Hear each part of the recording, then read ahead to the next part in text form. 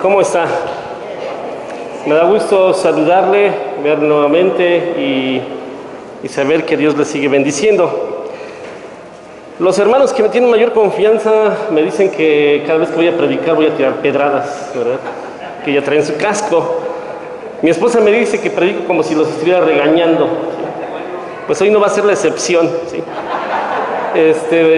Voy a iniciar con una introducción que usé para las conferencias del tema que doy en campamentos, pero que es muy adecuada a este tema, para lo cual voy a invitar a que abra su Biblia ahí en Proverbios capítulo 30. Proverbios capítulo 30. Y yo quiero iniciar con una pregunta. ¿Sabe usted cuál es la distancia más grande que existe en el universo? ¿Sabe cuál es la distancia más grande que existe en el universo? Ahí dejemos esa pregunta, ahorita la voy a contestar. ¿Cuál es la distancia más grande que existe en el universo? Ustedes deben de saber una verdad. Esta verdad es la siguiente. Una verdad puede permanecer en nuestra mente por mucho tiempo archivada ahí, ¿sí o no? Sin causar ningún efecto en nuestras vidas. Mucha información puede permanecer aquí en nuestra mente sin causar ningún efecto en nuestras vidas. No produce ningún tipo de transformación. ¿Sabe por qué? Porque la distancia, escuche bien esto, hermano, la distancia más grande en el universo es la que está de este punto, aquí ponga su mano, ponga de este punto, aquí en el corazón. Esta es la distancia más larga, no nos estamos persignando, ¿verdad? Esta es la distancia más larga, la que existe entre la mente, entre la información, entre nuestro cerebro y nuestro corazón. Esa es la distancia más larga que existe en el universo, entre la información en la mente o la revelación en el corazón. Vamos a Proverbios capítulo 30. Yo lo voy a leer en una versión actual, ¿sí? Pero dice exactamente lo mismo Reina Valera. Versículos 21 al 23, Proverbios 30, 21 al 23. Esta es la introducción. Fíjese bien, parece un texto raro, un texto de difícil interpretación. Dice ahí en el versículo 21 del capítulo 30 de Proverbios. ¿Lo tenemos? Diga un fuerte amén, ¿sí? Hay tres tipos de gente, dice el 21, y hasta 4, que son insoportables y hacen temblar a un país. ¿Cuáles son esos 4 tipos de gente? Ahí está la lista. El esclavo que llega a ser ¿qué? Rey. El tonto que tiene comida de sobra. La mujer despreciada que encuentra marido. Y la esclava que toma el lugar de su señora. Ojo, estoy leyendo en una versión actual para poder tener un mejor entendimiento. Lo repito. El esclavo que llega a ser rey, el tonto que tiene comida de sobra, la mujer despreciada que encuentra marido y la esclava que toma el lugar de su señora. ¿Qué es lo que nos dice este pasaje? Que hay 4 tipos de personas que son peligrosas. ¿Cuáles son? Un esclavo que llega a ser ¿qué? Rey. Un tonto que prospera. Una mujer amargada que por fin llega a casarse. Y una criada que llega a convertirse ¿en qué? En la señora de la casa. ¿Qué es lo que nos está diciendo la Escritura en cuanto a este tipo de personas? ¿Sabe qué? Son peligrosas este tipo de personas. Estos 4 personajes o 4 tipos de personas son peligrosas. ¿Por qué? ¿Sabe por qué? Porque están en una posición de privilegio, pero con la mente incorrecta. Lo repito, están en una posición de privilegio, pero con la mente incorrecta.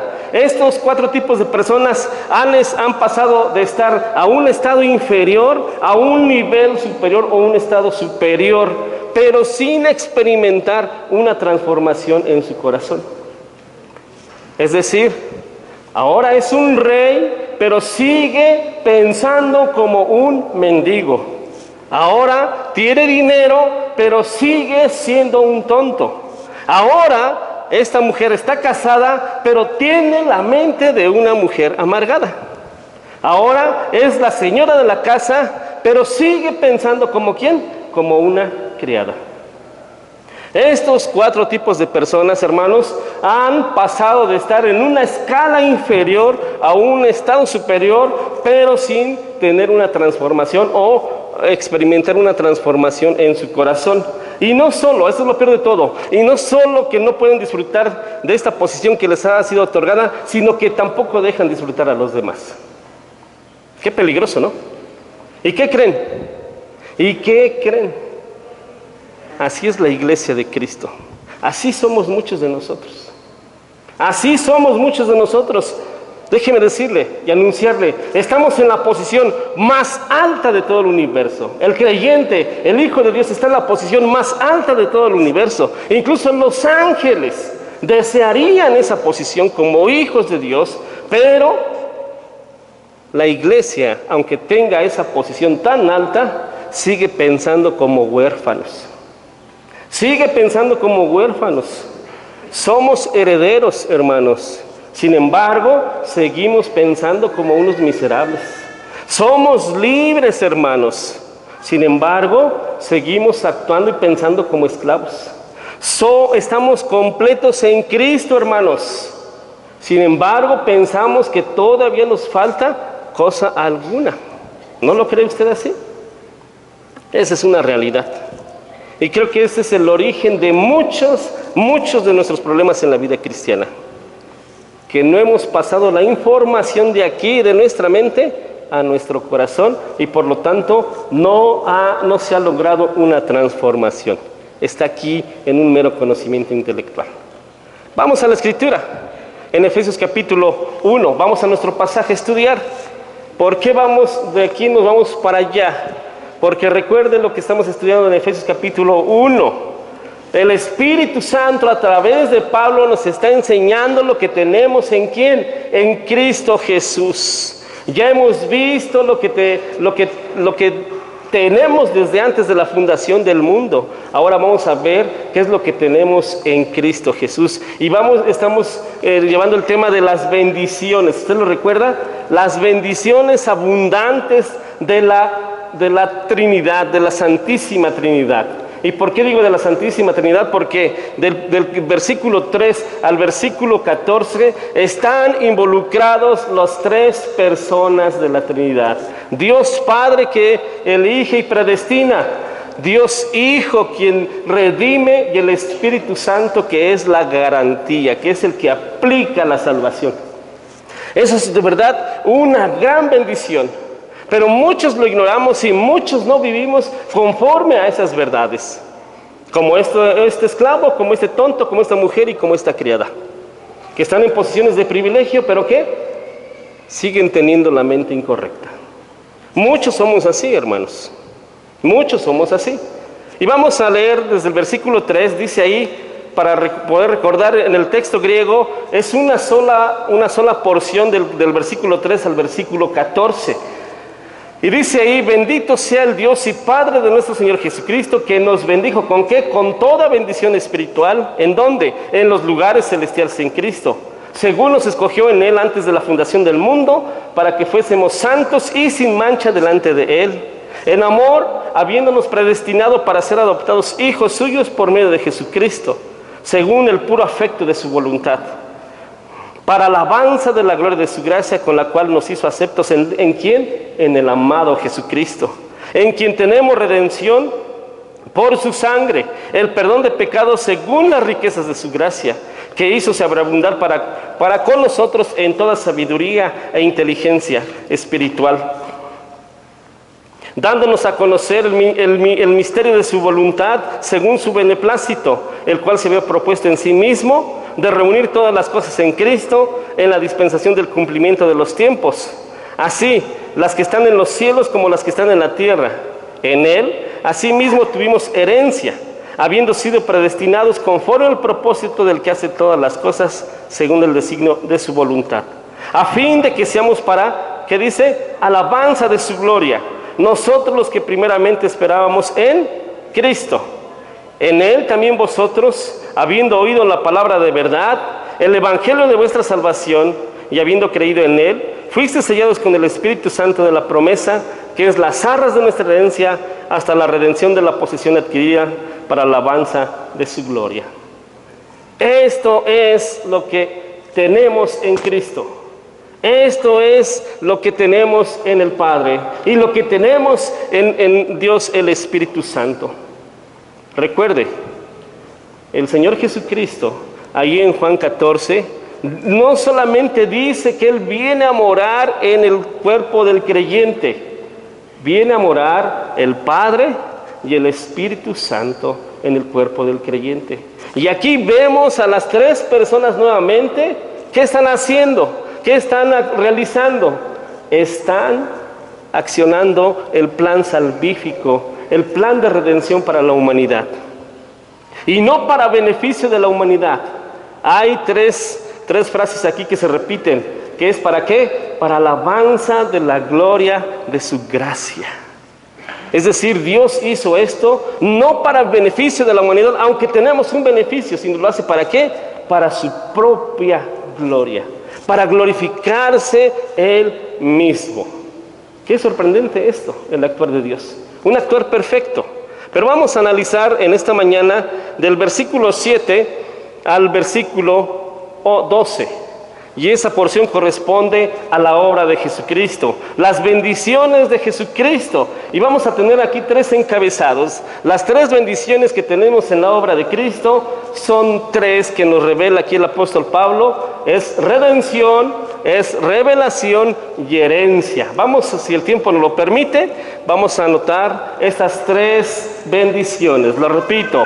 Redención, y es la primera que vamos a ver. La segunda es revelación, y la tercera, ¿qué dije? Herencia, ¿sí? Herencia. Para eso vamos a leer el versículo 7 nuevamente. Dice, en quien tenemos redención, ¿por qué? Por su sangre, el perdón de pecados. Redención. La palabra redención que aparece aquí procede de una raíz griega que significa aflojarse. Y se usaba en aquel tiempo para describir la acción de aflojarse la ropa o de quitarse la armadura en el caso de un soldado. Cuando esta palabra era aplicada en otro sentido, se usaba referentemente para ser librado de cualquier tipo de atadura, como en el caso de un prisionero que era dejado en libertad. Con el paso del tiempo, este término o esta raíz se desarrolló en torno a una familia de palabras relacionadas con el concepto de liberación y de manera particular con la acción de rescatar a una persona o una cosa por medio del pago de un precio. Y eso es precisamente el concepto que transmite esta palabra redención que Pablo usa en este texto. Ya sea que se trate de un prisionero o de un esclavo o de un objeto que ha sido sacado de una casa de empeño. ¿Alguien ha ido al Monte de Piedad a empeñar algo? Dejamos, ¿no? Esa es el objeto, la cosa, pero ¿qué es lo que hacemos cuando ya tenemos eso? Vamos y pagamos ¿qué? El precio o el rescate. ¿Y qué es lo que pasa? Nos entregan ¿qué? La cosa que empeñamos. Es algo similar, ¿no? Entonces la redención no es más que dejar en libertad a alguna persona o cosa después de pagar el precio de su rescate. Eso es la redención, ¿sí? Y cuando Pablo dice aquí que hemos sido redimidos en Cristo, él está pensando, fíjense bien hermanos, escuche bien esto, Pablo está pensando en todos los creyentes como esclavos. En todos los creyentes como esclavos. Como prisioneros hemos sido comprados y dejados en libertad. Esta es la idea básica de la palabra redención. Implica a un prisionero y un redentor que pague el precio de su libertad. Porque déjeme decirle, para poder abundar en esto y comprenderlo, en la antigüedad una persona podía convertirse en esclavo de tres maneras distintas. La primera, un hombre podía convertirse en esclavo por nacimiento. Es decir, si los padres de un niño estaban en esclavitud, al momento de nacer, ese niño automáticamente nace en la misma condición de esclavitud. Qué triste, ¿no? Sin deberla ni temerla, nace como esclavo. En segundo lugar, una persona podía ser esclavizada si su pueblo era vencido en una guerra. Y muchas veces los habitantes eran llevados cautivos y vendidos como esclavos.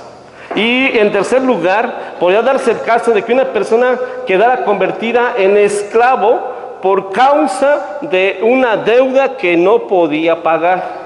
Y simplemente se vendía a sí mismo como esclavo o era tomado por el dueño como un esclavo. ¿Sabe qué es lo sorprendente de esto? O lo curioso de esto, que la Biblia nos enseña que el hombre, espiritualmente hablando, es un esclavo. Y es un esclavo en todo el sentido de la palabra. Es decir, nosotros somos esclavos por nacimiento. Somos esclavos por nacimiento, ¿por qué? Por haber nacido en medio de una raza caída. Nuestros padres eran esclavos del pecado y nosotros nacimos en esa misma condición. Somos esclavos por nacimiento. En segundo lugar, somos esclavos por conquista. ¿Por qué? Porque el pecado se ha convertido ¿en quién? En nuestro rey. El pecado gobierna sobre nosotros en nuestro estado natural. Y en tercer lugar, somos esclavos por endeudamiento. Nosotros tenemos una deuda con Dios que es impagable. ¿Por causa de qué? Por causa de nuestros pecados. Nuestro Dios, que es infinitamente justo, y nosotros por lo tanto estamos sujetos al castigo que nuestros pecados merecen. Y ese castigo no es otra cosa que la separación eterna, la separación de Dios eterna, ¿en dónde? En las llamas del infierno. Entonces, la humanidad es esclavo en todos los sentidos. Así que estamos bajo el dominio del pecado y bajo la maldición de la ley. Y para que nosotros pudiésemos ser puestos en libertad, alguien tiene que pagar el precio del rescate que la justicia de Dios demanda. ¿Y qué es lo que la justicia de Dios demanda? Demanda la muerte del pecador. Dice ahí en Romanos 6:23, ¿alguien lo sabe de memoria? Romanos 6:23. Porque la paga, la primera frase, porque la paga del pecado, ¿qué? Es muerte. El hombre es un pecador, entonces tiene que pagar con la muerte. ¿Y qué cree, hermano? Eso es precisamente lo que Cristo hizo en la cruz del Calvario. Eso es lo que Cristo hizo en la cruz del Calvario. Él es nuestro Redentor. ¿Por qué? Porque Él pagó el precio. El apóstol Pablo dice en Efesios 1:7, en quien tenemos redención, ¿qué dice? Por su sangre, el perdón de pecados. En otras palabras, por medio de la muerte de Cristo, que dio su vida en la cruz, ¿para qué? Para que nosotros fuésemos libertados. Él puso su vida en lugar de nuestra vida y de ese modo nos redimió y de ese modo pagó el precio del rescate. Así es que, hermanos, hemos sido libertados al precio de la sangre de Cristo. Hemos sido libertados al precio de ¿quién? De la sangre de Cristo. De tal manera que ahora somos libres de la esclavitud del pecado, libres de todas sus consecuencias. En ese sentido es que Pablo dice ahí en Gálatas 3:13, Cristo nos redimió, es la misma palabra, de la maldición de la ley. Lo repito, Gálatas 3:13, Cristo nos redimió de la maldición de la ley. Ahora, entendamos bien este pasaje, porque muchos lo malentendemos y decimos, no, ya Cristo cumplió la ley, Cristo me redimió de la ley y ya no tengo que cumplirla. No es lo que está diciendo Pablo aquí. ¿De qué nos redimió? ¿De la ley? No. ¿De la qué? Dígalo fuerte, de la maldición de la ley. Hemos sido librados de la maldición del castigo que la ley impone a aquellos que la violen. Pero en Cristo tenemos redención. Notemos algo importante. Cristo no vino al mundo simplemente para enseñarnos con su ejemplo una norma moral de conducta. No, Él vino ¿a qué? A dar su vida en rescate por muchos. Su muerte en la cruz no fue un accidente. Su muerte en la cruz no fue una derrota inesperada, no. Allí el Salvador voluntariamente, ¿qué hizo? Accedió a sí mismo por nosotros. Dice Pablo ahí en Tito capítulo 2, versículo 3:14, dice, aguardando la esperanza bienaventurada y la manifestación gloriosa de nuestro gran Dios y Salvador Jesucristo, escuche, quien se dio a sí mismo Dice, se dio a sí mismo por nosotros. ¿Para qué? Para redimirnos de toda iniquidad y purificar para sí un pueblo propio, celoso de buenas obras. Y el apóstol Pedro nos dice también ahí en 1 de Pedro 1, 18 y 19, sabiendo que fuisteis rescatados. Ahí la palabra griega es redimidos. Sabiendo que fuisteis redimidos de vuestra vana manera de vivir, la cual recibisteis de vuestros padres, no con cosas corruptibles como oro o plata, sino ¿con qué? Con la preciosa sangre de Cristo, como de un cordero sin mancha y sin contaminación. Mi hermano, cuando tú pienses en ti mismo como cristiano, visualiza tu vida pasada a la luz de lo que Pablo nos está enseñando en estos pasajes. Piensa en ti mismo cuando eras como un esclavo. Piensa como un esclavo expuesto, vendido, subastado en un mercado. Y así es como debes de pensar de ti mismo. Allí te encontrabas encadenado a merced de tus propios pecados, a merced de la voluntad del mundo, a merced de la voluntad del príncipe de este mundo. ¿Y hacia dónde ibas? Ibas dirigiéndote a una destrucción segura. Y lo que es más terrible, ¿sabes qué es lo más terrible, hermano? Estabas atontado. Estabas tan embrutecido y confundido que ni cuenta te dabas de que eras un miserable prisionero. Atontado. Y veías tus cadenas, ¿y sabes qué es lo que haces cuando veías tus cadenas? Te gloriabas de ellas porque pensabas que eras libre. Estabas tan atontado por esa condición.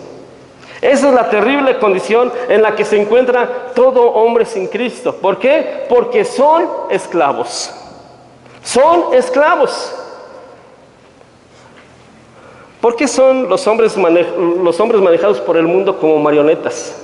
¿Por qué muchos no pueden dejar de hacer ciertas cosas a pesar de que saben que esas cosas les hacen daño? ¿Se ha preguntado usted por qué? ¿Por qué personas han sido convencidas de la veracidad del Evangelio y aún así no vienen a Cristo? ¿Saben por qué? Porque tienen terror de lo que otros puedan pensar. Tienen terror. ¿Por qué? Por la condición de esclavitud en la que se encuentran. El hombre es un esclavo, el hombre natural. Y esa era nuestra condición antes de venir a Cristo, ¿sí o no? Y esa puede ser todavía la condición de algunos de los que están aquí. Ser esclavos. Y tal vez lo peor de todo es que son libres, pero siguen pensando que son esclavos y siguen actuando como esclavos. Qué triste. Pero entonces, ¿qué sucede? Vino nuestro amante redentor, y así en la condición en la que estábamos, subastado en donde, en un mercado público de esclavos, Él te amó. Y cuando comenzaron a ofrecer dinero por ti, Él no ofreció dinero, Él ofreció su propia vida, su sangre, allí en la cruz. ¿Para qué? Para que fueras de Él, hermano, para comprarte. Hermano, fuimos redimidos por Cristo a un precio sumamente alto. No hay en este universo algo que sobrepase ese precio. La sangre de Cristo es sumamente alta, tiene un precio sumamente alto. Y no como algunos piensan que Cristo nos redimió para que ahora podamos vivir impunemente como nos plazca. No. Ese no es el concepto que muchos tienen hoy en día. Ese no es el concepto de la libertad cristiana. No. La Escritura nos dice que hemos sido librados. ¿Para qué? Para servir a Dios, para que podamos desear seguir el bien. Para eso es que hemos sido libertados. Antes éramos unos títeres del pecado. ¿Sí o no? Antes éramos unos títeres del mundo. Antes éramos unos títeres del enemigo de nuestras almas, pero ya no más, en Cristo ya no más, dice el apóstol Pablo en Romanos 6, 17 y 18, pero gracias a Dios que aunque eran ustedes esclavos del pecado, habéis obedecido de corazón aquella forma de doctrina a la cual fuisteis entregados, y libertados del pecado, y vinisteis a ser siervos, ¿qué dice? De justicia. Ya no somos más esclavos, libertados a ser siervos. Hermanos, la libertad cristiana no significa que el creyente pueda vivir como le venga en gana y que no hay nadie que le diga lo que tiene que hacer o que tenga que meterse con él. Lo que significa es que ahora podemos transitar libremente en el camino de la obediencia. Esa es la libertad cristiana, transitar libremente en el camino de la obediencia. Eso es lo que significa la libertad cristiana. Dios nos trazó un camino bienaventurado de obediencia, pero antes no podíamos transitar por ese camino, porque éramos ¿qué? Unos miserables esclavos atados. Cristo nos compró para que ahora pudiésemos transitar por esa senda y ser felices. El apóstol Pablo dice ahí en 1 Corintios capítulo 6, de versículos 19 al 20: ¿O ignoráis que vuestro cuerpo es templo del Espíritu Santo, el cual está en vosotros, el cual tenéis de Dios, y que no sois vuestros? Porque habéis sido comprados, dice la Escritura, por precio. ¿Y cuál es ese precio? La sangre de Cristo. Glorificad pues a Dios en vuestro cuerpo y en vuestro espíritu, los cuales son ¿de quién? De Dios. Entonces, nosotros no nos pertenecemos a nosotros mismos. Nuestras manos no son nuestras, nuestros pies no son nuestros, nuestra boca no es nuestra, nuestros ojos no son nuestros. No podemos hacer con nuestra vida lo que nos plazca. No somos nuestros. Fuimos comprados por precio. Somos siervos ¿de quién? De Cristo. Pablo dice ahí en Gálatas 5:13: porque vosotros, hermanos, a libertad, ¿qué dice? Fuisteis llamados, solamente que no uséis la libertad como ocasión para la carne. O sea, muchos decimos, estamos bajo la gracia, hay que pecar, ya tenemos el cielo ganado. No, eso es libertinaje, yo regresar a la esclavitud, sino que está diciendo aquí, sino servíos, ¿qué dice? ¿Por amor a quién? Servíos por amor a quién? Unos a otros, los unos a los otros. Ese es el énfasis de la Escritura, hermanos. Cristo derramó su sangre para redimirnos de toda iniquidad. Cristo derramó su sangre para rescatarnos de la vana, de la hueca y sin sentido manera de vivir que nosotros heredamos de nuestros padres. Hermanos, perseguir las vanidades del mundo, que el mundo persigue, vivir por las mismas tonterías por las que el mundo vive, es volver a esclavizarnos de nuevo. Es someternos voluntariamente a ese yugo del que Cristo nos libertó. Dice Pablo en 1 Corintios 7:23: por precio fuisteis comprados, no os hagáis esclavos de los hombres. Hermanos, nosotros somos libres. Cristo pagó el rescate, nos compró el precio de su propia vida. ¿Para qué? Para que nadie, excepto Él, se enseñoree de nosotros. Nadie absolutamente, excepto Él. No podemos ser controlados como si fuéramos marionetas. ¿Por qué? Porque no somos marionetas. ¿Qué somos? Somos libres. ¿Somos siervos en qué? En Cristo. Dejen al mundo, hermanos, con esas boberías. Nosotros somos libres. Dice el Señor Jesucristo y en Juan 8:34: de cierto os digo, que todo aquel que hace pecado, esclavo es ¿qué? Del pecado. Y en el versículo 36 dice: así que si el Hijo os libertare, ¿qué dice? Seréis verdaderamente ¿qué? Libres. El mundo entero está en esclavitud. Por eso son manejados al antojo de otros, pero no los creyentes. Y no porque ellos sean mejores que los demás, no. Notemos lo que dice Pablo ahí en Efesios 1:7: en quien tenemos redención por su sangre, el perdón de pecados, y aquí está el énfasis, ¿según qué? Las riquezas de ¿qué? De su gracia. Las riquezas de su gracia. Pablo nos enfatiza aquí la razón que movió a Dios a hacer todo esto por nosotros y debemos de buscarla en Él, no en nosotros. Él hizo todo a nuestro favor únicamente por gracia. ¿Por qué? Por gracia. Porque dice la Escritura, conforme a las riquezas de su gracia. Y eso es interesante. Fíjese bien, un hombre rico puede dar de sus riquezas una miseria. Una miseria que no es compatible con todo lo que ese hombre posee. Ahora, si este hombre rico da conforme a sus riquezas, si este hombre tan rico da según lo que tiene, entonces la historia es muy distinta, ¿no? Hermanos, Dios no nos da de sus riquezas. Escúchelo bien, Dios no nos da de sus riquezas. Él nos da conforme a sus riquezas. Por eso su gracia tiene un carácter infinito. Es de carácter infinito. No podemos ponerle límite a la gracia de Dios. No podemos ponerle paro o un alto a la gracia de Dios, a la misericordia de Dios.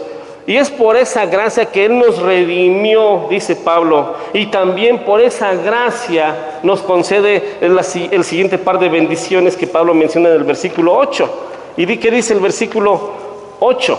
Y aquí tenemos el siguiente encabezado, que es revelación. Otra bendición del apóstol, de Dios en Cristo Jesús.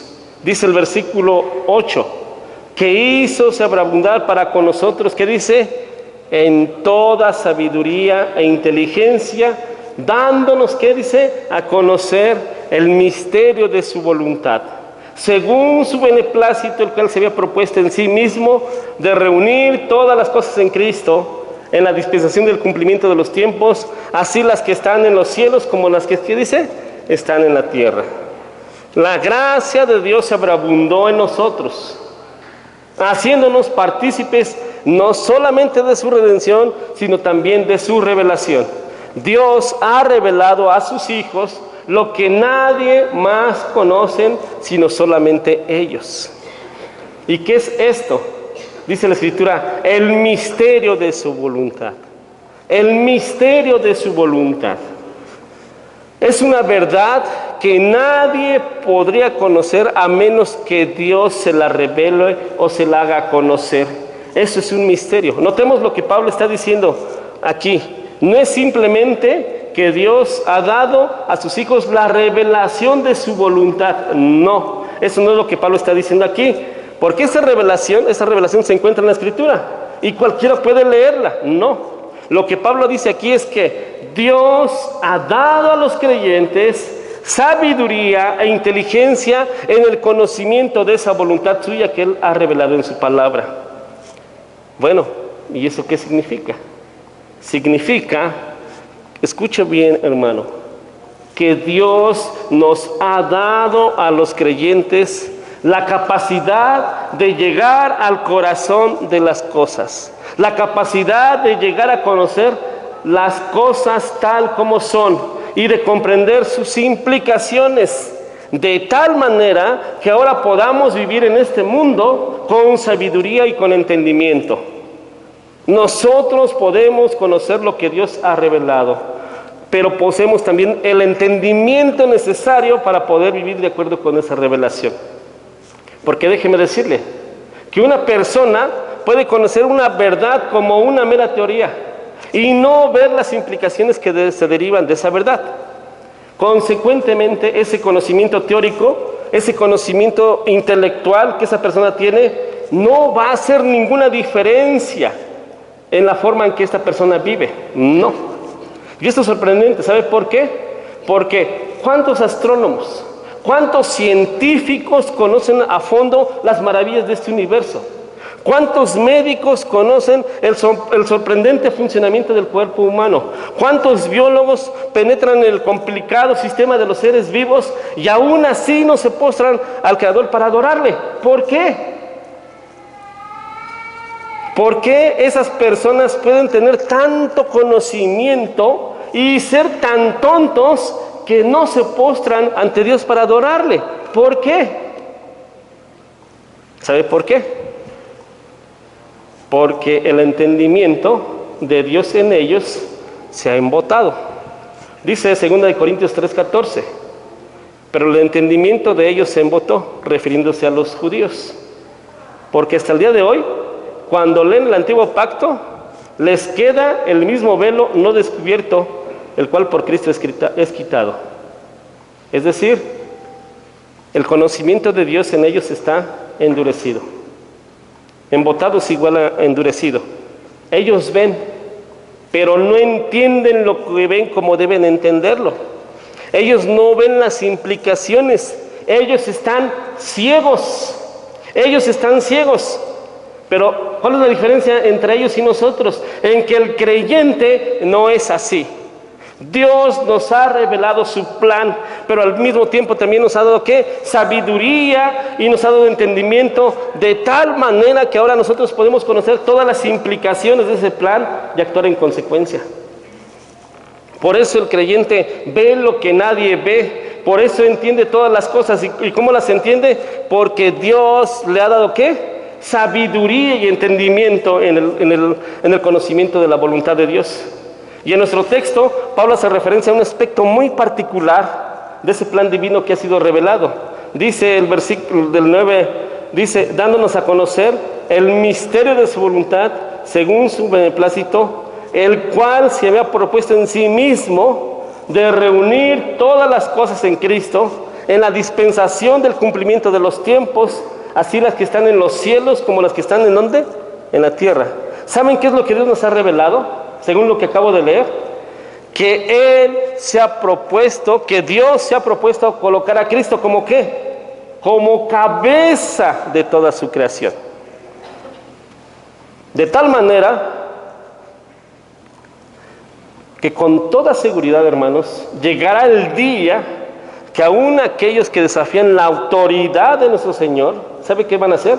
Tendrán que postrarse ante su presencia y reconocerle como Señor. Esos incrédulos que blasfeman contra Cristo lo van a hacer, si no es que ya lo han hecho.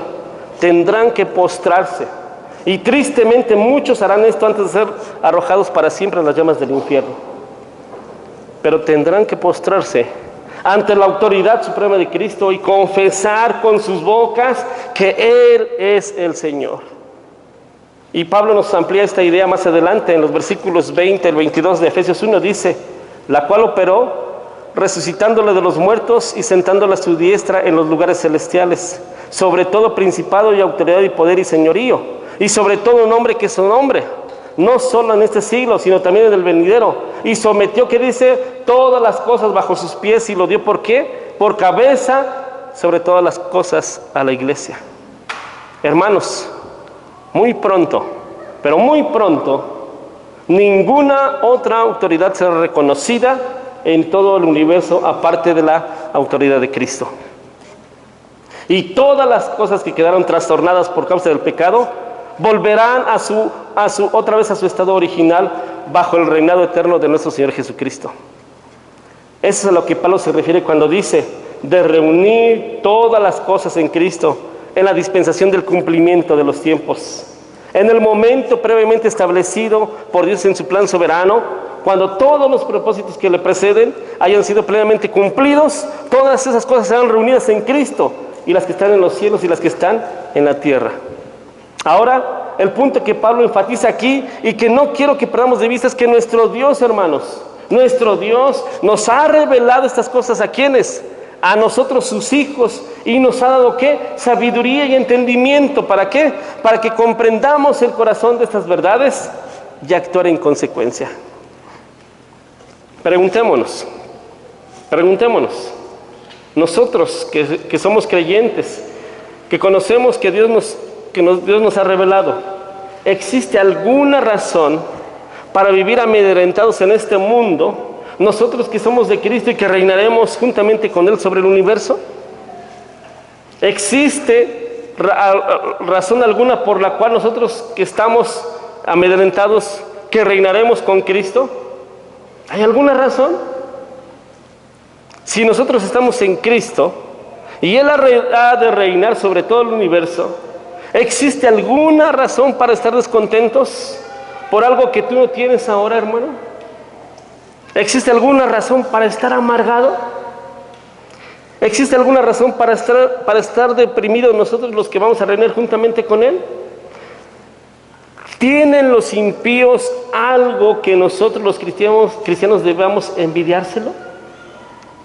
Hermanos, si Dios nos ha dado luz para que conozcamos su plan, es para que vivamos inteligente y sabiamente en este mundo, ¿o no? Los impíos viven como viven porque ellos no conocen las cosas que nosotros los cristianos conocemos. Ellos se aferran a sus tonterías porque ellos no tienen otra cosa. Pero nosotros no vivimos así porque conocemos otras realidades. Y aquí termino ese segundo punto y el mensaje porque ya nos agarró el tiempo. Dice Salomón en Eclesiastés capítulo 1 que los impíos viven persiguiendo el viento. Fíjese, tal vez le parezca descabellado, pero así es la realidad. Ellos van corriendo de aquí para allá y no van a ningún sitio, persiguiendo el viento. ¿Se puede alcanzar el viento? Dígame usted. Sin embargo, así actúan los impíos. Es tonto y absurdo, ¿no? Pues ese es el estado natural de los impíos. Es el punto que Pablo está mencionando aquí. Ellos no saben, hermanos, lo que tú y yo sabemos. Ellos no lo saben, que Cristo es el Señor y que algún día todo esto estará sometido a su señorío y que nosotros vamos a reinar juntamente con Él. Los impíos no saben eso.